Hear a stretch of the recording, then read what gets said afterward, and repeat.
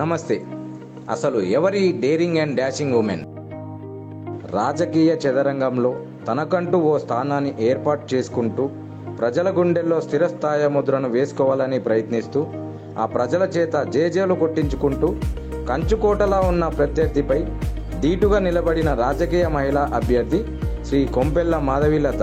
ఆవిడ గురించి మనం ఇప్పుడు తెలుసుకుందాం.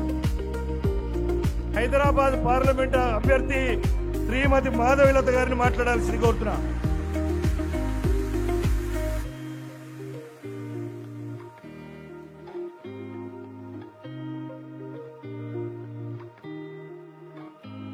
మొట్టమొదటిగా జై బోలో నారీ శక్తికి, జై బోలో సియావర్ రామచంద్ర की, जय बोलो भाग्यनगर की, जय बोलो भारत माता की. హైదరాబాద్ లోక్సభ నియోజకవర్గం మజ్లిస్ కంచుకోటగా ఉంది.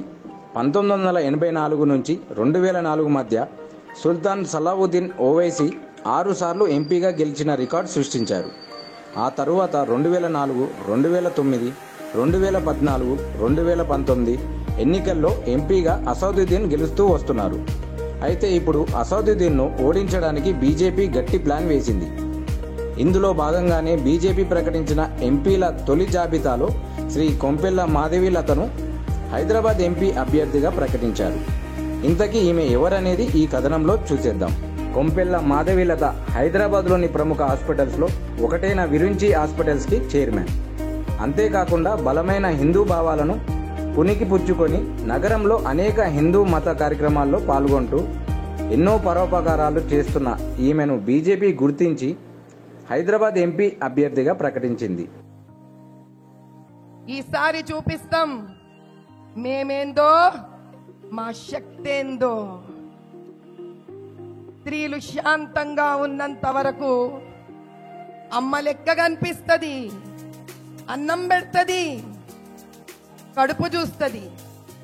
అదే స్త్రీ కోపిస్తే త్రిశూలం తీస్తుంది, మూడో నేత్రం ధరుస్తుంది, ఎంతటి ఓళ్ళనైనా భస్మం చేస్తుంది.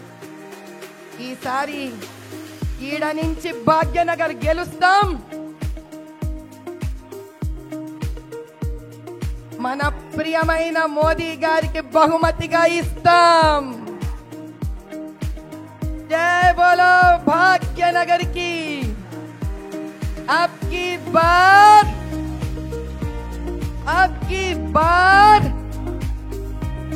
बार बार जय बोलो भारत माता.